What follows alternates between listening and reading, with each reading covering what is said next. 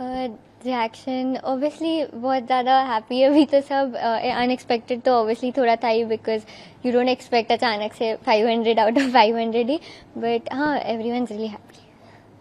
आपको क्यों लगा कि रिवैल्यूएशन के लिए एप्लीकेशन देना चाहिए?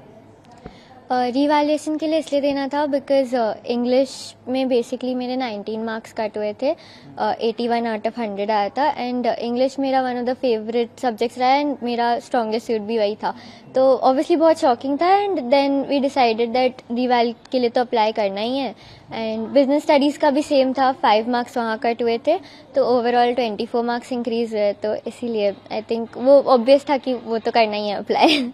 జలుబు తలనొప్పి ఒళ్ళు నొప్పుల నుంచి ఉపశమనం శాస్త్రి బామ్ జలుబు తలనొప్పి ఒళ్ళు నొప్పుల నుండి ఉపశమనం శాస్త్రి బామ్ ఇప్పుడు ₹5 ప్యాక్ లో కూడా।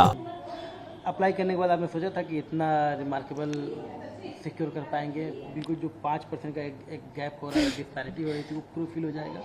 नहीं, आई थिंक इंग्लिश बहुत ही सब्जेक्टिव है तो ऑब्वियसली एक्सपेक्ट नहीं कर सकते कि फुल मिल जाएगा बट हाँ ऐसे आंसर की स्कैन कॉपी मिली थी तो उसमें तो कोई डिस्क्रिपेंसी नहीं था, सब मार्किंग स्कीम के अकॉर्डिंग ही था। आपको क्या लगता है ये 5% की लगभग 5% ऑलमोस्ट उसकी गड़बड़ी कैसे हुई थी?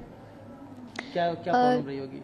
I think full marking scheme का लाइक जो मार्क्स है वो नहीं अलॉट किए गए थे, इंग्लिश में भी हर सब्जेक्ट के एवरी क्वेश्चन में 2 मार्क्स का क्वेश्चन है, 5 मार्क का क्वेश्चन है, इट वाज लाइक 0.5 डिडक्टेड है सब में एंड इसीलिए इतना ज़्यादा क्यूमुलेट हो गया था वो, बट बाकी ऐसे एमसीक्यूज एंड ऑल में कुछ प्रॉब्लम नहीं था, उसकी चेकिंग सही थी, इट वाज सब्जेक्टिव आंसर्स में 0.5 विदाउट एनी रीज़न कट हुआ था। अब मेरा एक क्वेश्चन है जो पूछना आई थिंक पॉइंटलेस लगे फिर भी मैं पूछ रहा हूँ, सेटिस्फाइड तो होंगे आप? हाँ ऑब्वियसली या डेफिनेटली। अब आगे क्या फ्यूचर क्या प्लान है? अभी क्या परस्यू करना चाहते हैं आप?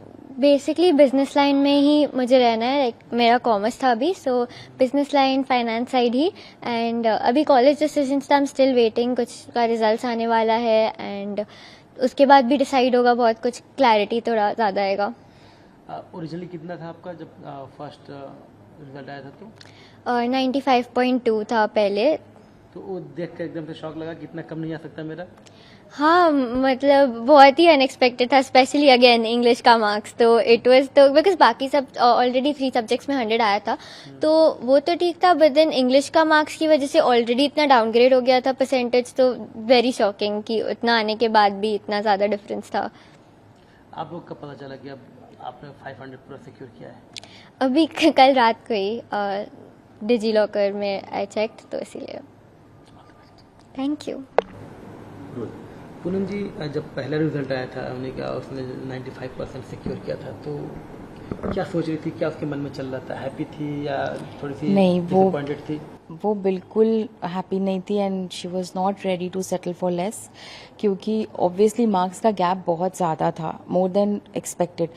वो खुद एग्ज़ाम लिखी थी तो उसको अच्छे से समझ आ रहा था कि कुछ तो भी ग्लिच हो गया है इस बार, तो गलत हो गया मार्किंग। और फैमिली में आप लोग भी, आप माँ हैं, उसकी प्रिपरेशन में आप भी एक प्रिपेयर करती हैं, साथ में रहती हैं, आपने वो पूरी जर्नी देखी थी उसकी प्रिपरेशन की, तो आपको भी लग रहा था कि कम हुआ? बिल्कुल बिल्कुल 100%। वो तो बिल्कुल मतलब समझ में आ गया था कि कहीं कुछ गड़बड़ हो गया है, गलती से ऐसा हो गया है, बिकॉज ऑब्वियसली और ये कंसिस्टेंट स्कोरर है ना, लाइक हमेशा से ही अच्छा रहा है इसका मार्क्स, तो वो पता था कि ये तो नहीं आ सकता है मार्क्स बिल्कुल।